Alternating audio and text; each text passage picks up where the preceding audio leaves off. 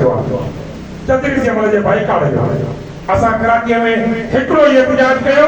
हिकिड़े एहतजाज खां पोइ तदरीसी अमल जे बाइकाट जो ऐलान कयो मां तव्हां सां उस्तादनि सां तहरीक जी शुरूआत ते पोइ उहा बिना उहिदनि जे थी एक्शन कमेटी ते वारफत ते सिंध जो उस्तादनि जा मसइला हल थींदा पर ॻाल्हि इहा आहे त असां सभिनी खे नियतूं पंहिंजूं साफ़ करणियूं पवंदियूं नियत साफ़ सां तहरीक हले ऐं सिंध जो उस्ताद सोभारो थींदो सिंध जो उस्ताद जेको मुंहिंजो नौजवान उस्ताद मोस्ट कॉम्पिटेंट नौजवान उस्ताद जेको हाणे अपॉइंटमेंट थियो आहे को बी होल्डर आहे को डॉक्टर बीएम आहे को पीएचडी होल्डर आहे के तो दोस्त असांजा एमपीडी कंदा उहे नौजवान अपॉइंटमेंट थिया आहिनि उहे नौजवान बि 24 ग्रेड में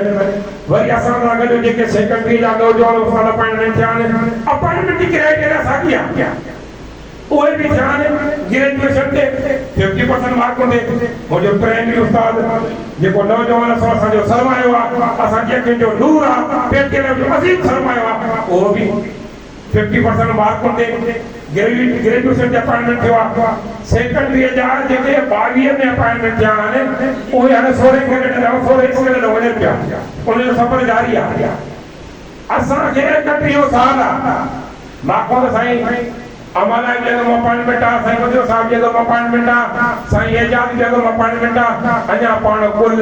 16 स्केल ताईं वेठा आहियूं जे पाण खे 17 18 19 ग्रेड वठणो आहे जेके हाजी शबीर को 60 सां ऐं मासां लाॻापियल दोस्त जेके साईं गुलाम रसूल सां लाॻापियल दोस्त आहिनि उहे पंहिंजे दोस्तनि खे मजबूर थियो असां तव्हां खां ॾाढा नया जेकॾहिं तव्हां सचाईअ ते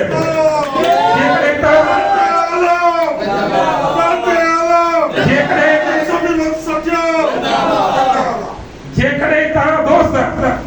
जेके हिते वेठल दोस्त मूं 10 दोस्त उस्ताद जे वसीले मुफ़ाद खे साम्हूं रखी ऐं साईं गुलाम रसूल सां उहा ॿोली ॻाल्हाइनि हाजी शफी मोहम्मद सिकंदर जतोई सां बि उहा ॿोली ॻाल्हाइनि असां सां कोई का बोला रहिया असांखे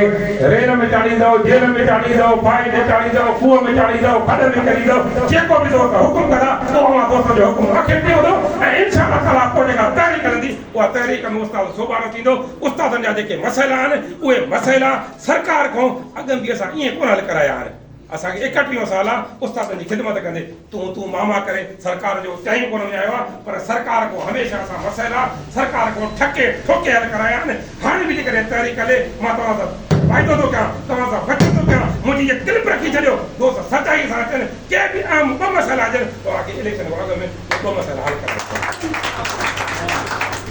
सभिनी दोस्तनि जी वॾी महिरबानी जेके दोस्त कई आया आहिनि पहुता नंढे सॾ ते सभिनी जी महिरबानी सभिनी जा कुर्ब वरी बि इलेक्शन कमीशन खे पंहिंजे तरफ़ खां हाजी साहब वियल हुयो भले पार अॼु पहुतो आहे हुनजे लाइ मथां फ़ोन ते ॻाल्हायो आहे त मुंहिंजे तरफ़ां बि मुकमल इलेक्शन कमीशन खे मॉनिटरिंग इलेक्शन कमीशन खे मुबारक ॾे हाजी साहब जे तरफ़ां बि तव्हांखे मुबारक हुजनि असांजो हर तरह सां तव्हां सां ताउन आहे तव्हां रहंदो तव्हांजा कुर्ब ऐसा